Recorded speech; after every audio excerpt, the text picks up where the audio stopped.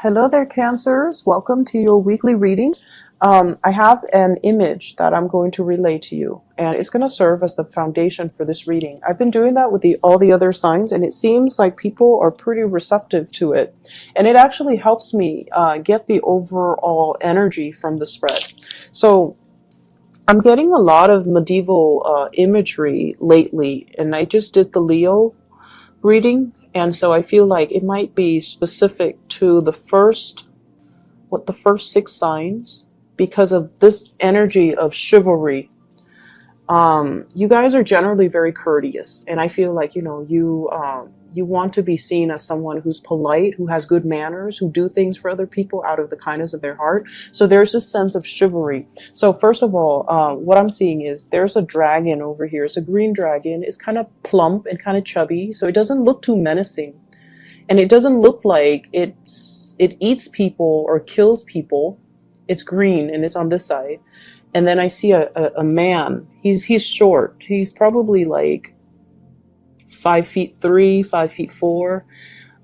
What's funny is he's wearing only a pair of boxers, the heart-shaped, boxers, and he's holding a shield, and he's walking towards this dragon.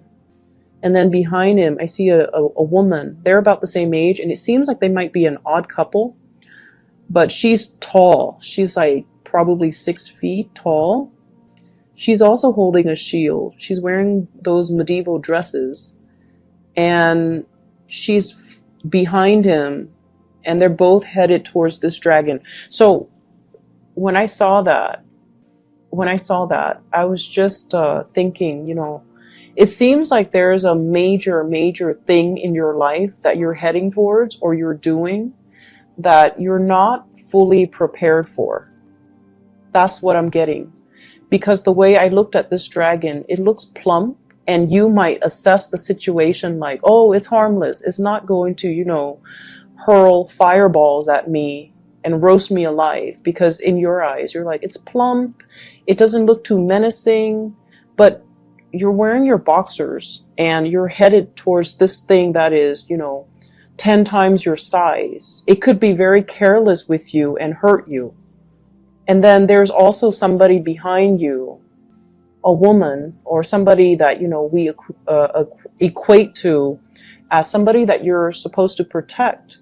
And yet you're leading this person into this situation when it might or might not have a good outcome for the two of you. So I feel like it's important to, come to situations prepared. And if you're going to do something, you have to do it wholeheartedly. You can't half-ass it. That's what it feels like to me. If you're going to, head towards a monster, even if it's friendly, but you don't know that it's friendly, but it's like 10 times your size, you need to have your battle gear on. You need to have your sword. You need to put on your armor. You need to have a strategy. You can't just tiptoe in and look it directly in the eyes when you're not, equipped properly. Okay. So that is also the messages coming through with the cards. So first of all, I feel like there is a financial arrangement or a financial entanglement between you and another person. And I feel like with you and the other person, there's a great deal of trust. Okay. So I'm not going to downplay that aspect, because I feel like you trust them, they trust you. There's a sense of mutual trust. And I feel like it was something that was rushed in very hastily. And thank God that, you can trust them and they can trust you. But I feel like it was like slapped together very, very quickly. And then I feel like it's gotten a little bit messy to kind of unravel yourself. And I feel like if you ever break up with this person, or if you ever stop being business partners with this person, it can be very, very, very messy. So that's the first thing I'm seeing. Something that was slapped together in a very hasty manner, and it was not well thought out. And I feel like you and the other person are figuring things out as you go. And it's almost like, you're doing things out of necessity, and you're like taking it one day at a time. But I don't see any long-term goals, and I don't see any long-term vision. And that really scares me, because I feel like, um, things are done so spontaneously that it's really hard for the two of you to have any type of a tangible goal, long-term goal moving forward. Okay. So that's what I'm seeing here. I feel though many of you have, it's like you have in your mind, okay, like, you're envisioning like, I want to have a lot of financial security, and I want to be able to take care, have the money. I don't need to be a billionaire, but I need to have the money to take care of the people that I love. And I feel like there are a lot of stressors in your life right now. It could be bills, expenses piling up. It could also be like, I just feel like a lot of writing that you have to do, a lot of reading, a lot of writing, a lot of projects, a lot of expectations from people. So it seems like it's all around you, and you're taking care of one thing after another. And your free time, I feel, is very severely limited, by the way. You're taking care of problems as they creep up. And it's like you're whacking one thing, putting that down, and then another problem would creep up. So you're expected to be like at all places at the same time. And it's really not fair to you for other people to expect that of you. And I feel like all of the other people's expectations really detract you from, first of all, your own free time. And then you have to answer to all of their expectations. You have to be, the jack of all trades. And I feel like you're just constantly catering to other people, and you're not really able to do anything for yourself. So if you have those long-term goals, I want to go to school, I want to get my degrees, I want to take this language course, I want to do more career development, I want to buy a property. All of those goals that you want as an individual, they get put on the back burner, and then other people's goals become your main objective. And so it's really important this week to say no to people, okay? Kind of like heading to see that dragon. Like, I'm not prepared. I can't do it right now. Let's just revisit that in about a month or 2 months, okay? Let me get equipped. Let me be fully prepared, because I want to be able to do things well. And if I do something, I want it to have a good outcome. So I feel like you have to really draw boundaries with other people. And you also, I feel almost like there is something here where you're putting on a very brave face, okay? You're kind of like the one that other people rely on for everything. And so it's in your nature to project this very optimistic, everything will be fine.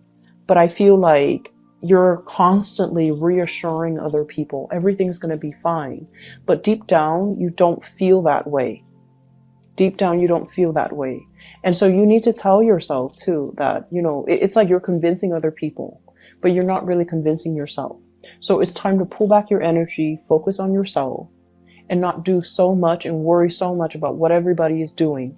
We need to get ourselves a little bit more grounded and a little bit more centered. Okay. For those of you there who might have recently taken on a job, I feel like they're promising you a lot more than they're able to deliver. Okay. And then I also feel like for those of you who have a job right now where you are constantly in the public eye, people see you, you're very visible, they recognize you, there might be some fame, some fortune associated with it. There's some type of a backlash. So when things are good, when you make progress, when you say the right things, everyone sees that you're capable and competent. One thing goes wrong, and of course they're going to blame the person who's the most visible, right? So I feel like there's something here about being very visible. It's kind of like that lightning rod, you're very visible. So when the attention is very positive, it's all on you. And then if one single thing goes wrong, they forget everything that happened before. And the negative attention is focused on you. And so it's very, the energy is very, very extreme. And it seems as if, you know, your performance is heavily, heavily scrutinized, or your performance is being heavily monitored. So whatever you're doing at work, be very careful about, you know, if there has been any type of theft, any type of underhanded dealings, if there has been any type of, you know, doing things that you're not supposed to, just put a stop to it, because we are currently in Mercury in retrograde. And I mentioned this before many times with many signs. It's a time where people slip up. We're not as careful as we need to be.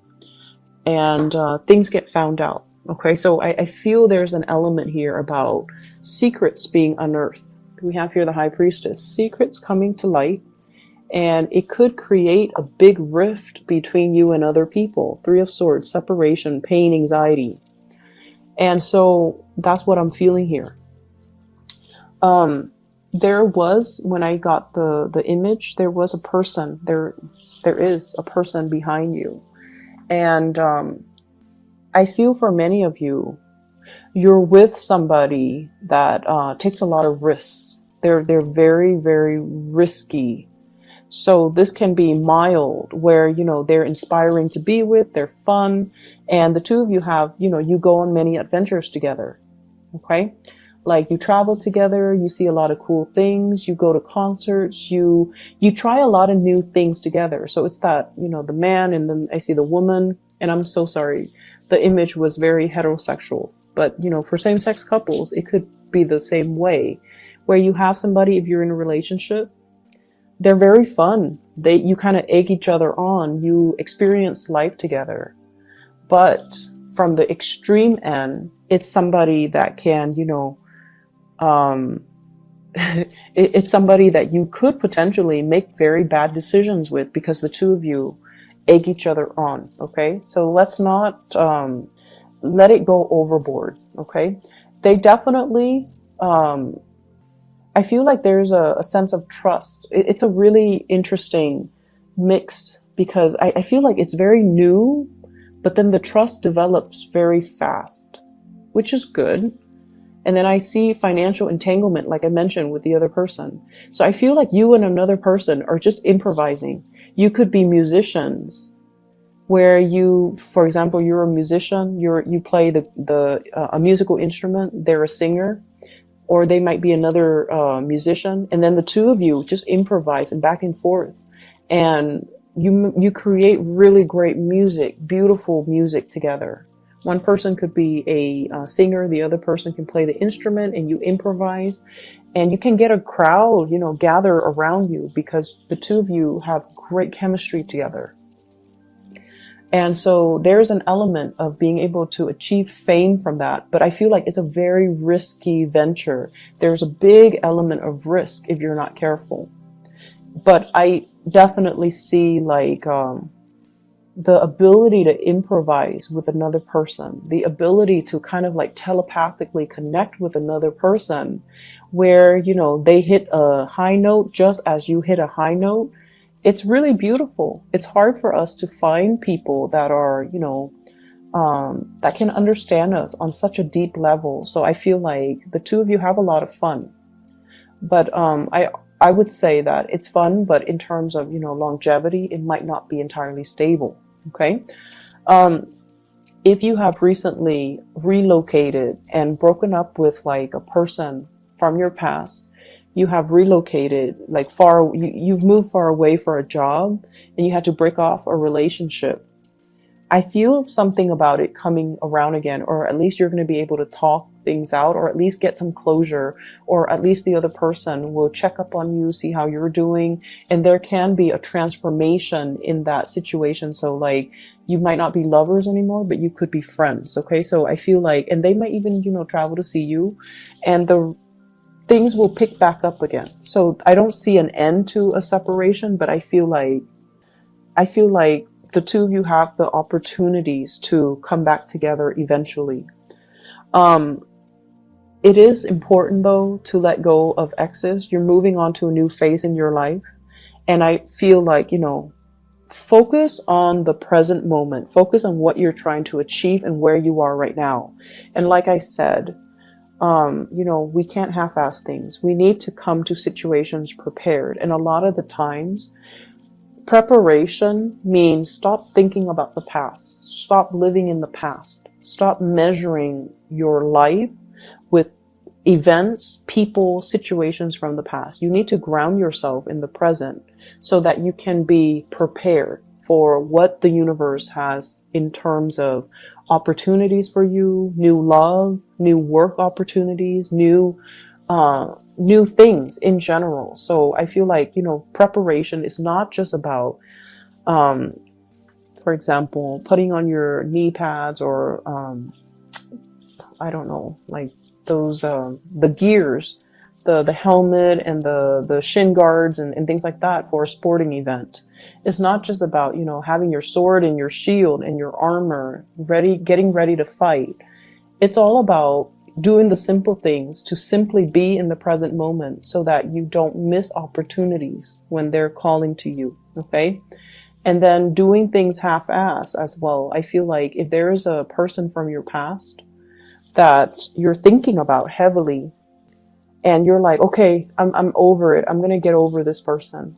And you're still like, texting them, or you're still like trying to reach out. You're not over it. Okay. So either convince yourself, I'm done, I'm over it, and just block their number, delete their social media account, defriend them, whatever it takes. You have to kind of do it wholeheartedly. Okay, so I feel like there are mixed messages here. You're telling yourself one thing, but you're still hanging on to a situation. And then I also feel as well, there's a job opportunity I feel coming in for you. And the message I'm getting specifically, we have here the Ace of Pentacles is in the reverse. And we have here the Seven of Cups. I feel like, and I apologize if this sounds a little bit harsh, I feel like some of you deserve a lot more than where you are working. It seems like you're either underemployed or underpaid for all the work that you do. And I see you dealing with people that might not be healthy. It's like, it's a kind of a toxic work environment. And I feel like, once again, when things are good, the attention, there's positive attention. But when things are bad, you might be blamed for things, like wrongfully blamed for things.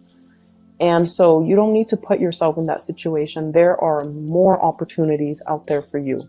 But I feel like you're hanging on for some type of tenure, some type of a promotion, some type of a next step. And it might be, 4 months before you realize I gotta go. And that's the time of Aquarius. So the Star card here does show up. And I feel like, you might hang on to something, 4 of Coins, for another 4 months before you realize I've got to make a move. So I feel like the March time frame might be the last straw. Okay. Cancers, I hope the reading is helpful for you guys. I hope the messages resonate. I apologize if it sounds harsh. Okay. I wish you all a very happy Thanksgiving, and I'll be back next week and I'll talk to you guys then. Okay. Take care of yourself and see you soon.